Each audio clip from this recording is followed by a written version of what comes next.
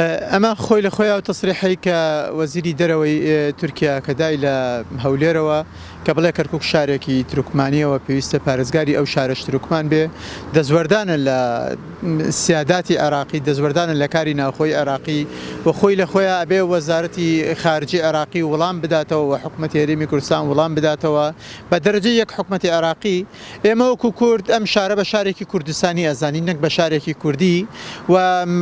ڕێککەوتوین هەموو عێراقیەکان، هەموو هێزە سیاسیەکان ڕێککەوتوین لەسەر مادەی 140 کە ئەم شارەیە گلا بکاتەوە لە ڕووی سیاسیەوە، لە ڕووی ئیداریەوە، کە ئەم شارە شارێکی کوردستانیە و لە ڕووی ئیداریەوە هەرێمی کوردستان ئیداری بکە یان لە ڕووی ئیداریەوە حکوومەتی عێراقی مەرکەزی ئیداری بکە. ئێمە وەکو کوردە شارە بە شارێکی کوردستانی ئەزانین و کە ئەڵین شارێکی کوردستانی نەماوەتەوە شارێکی کوردیە، واتە شاری کوردە، تروکمانە، مەسیحیە، عەرەبی ڕەسەنی ئەم شارێ شاری هەمومانە و لە نەتیجەشە هەڵبژاردنەکان ئەبێ بیسەلمێنێت کە مەحافظ بۆچی ئەبێ زۆرینەی خەڵکی شارەکە دەنگیدا بە هەر لیستێک ئەو لیستە توانیتی زۆرترین دەنگ بێنێ. ئەو کاتە استحقاقی هەڵبژاردنەکان و دەنگدانی خەڵک ئەوەیە کە مەحافظ بۆ ئەو ببێ، بە زۆرم لێ نابێ بە تەسریح کەس ناکرێت بە مەحافظی کەرکووک و هەر کەسێکش ببێت و نەتەمەنی درێژ ئەبێت و نەئەتوانێت کارێکی باش بکات. لە ڕابردووە بەرپرسانی تورکیا هەم لە ئاسی باڵا وەزیری خارجیان هەم نوێنەرایەتیان چەند جارە سەردانی عێراقیان کردو، سەردانی باشووری کوردستانشان کردو، سەردانی کەرکووکشان کردووە. هەنی سەردانی ئەم جارەشان شتێکی جیاوازتر نەبوو لە سەردانەکانی تر، لە دەرەوەی تەواوی پرانسیبە دیبلۆماسیەکان بوو. تەواوی پێشەلکردنی هەم سەروەری خاکی عێراق و هەم باشووری کوردستانی پێوە دیار بوو. ئەوانی کە دروشمی قورس و دڵی کوردستانیان هەڵگرت بوو لە بەردەمی ئەوانە باز لە تورکمانی بوونی شاری کەرکووکەکە و باسش لەواکە کە پێویستە پارێزگارێکی تورکمان بۆ کەرکووک دامنرێ لە کاتێکە کێشە و سرا و ململانی بین هەردوو حەزبی دەسەڵات لەسەر دانانی پارێزگارێکی کووردە بۆ کەرکووک بەردام ئەوان ئەمە شەڵێنەوە کە ئێمە لە هەوڵی جددی ئەوین کە پارێزگارێکی کورد بوو ئەم شارە دابنین. بەڵام بەداخەوە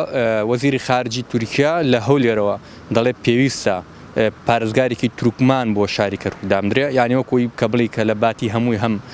هەموو نەتەوەکانی کەرکووک هەم لە باتی ئەحزابی سیاسی کوردی کە بەشی زۆری کێشەکان ئەوانن بۆ کەرکووک ئێستا دروستیان کردووە بڕیارەدا و ئێستاژ لەسەرەوە کاتەوە کە کەرکووک شارێکی تورک. بەداخەوە خۆی بەرپرسیارەتی یەکەم لە وەڵامدانەوەی ئەو وتانەی وەزیری دەرەوەی تورکیا حکوومەتی هەرێمی کوردستان و هەروەها حکوومەتی ناوەندی بەغدایە با بڵێن عێراقا دەبوو کە وەڵامیان هەبێت بۆ وتانەی کە ئێمە پێمان وایە دەچێتە خانەی نانەوەی ئاژاوە لە بینی پێکاتەکان و شێواندنی شناسنامەی شاری کەرکووک و ئەمە جۆرێکە لەو خۆسەپاندن و خۆ بە زلزانینەی کە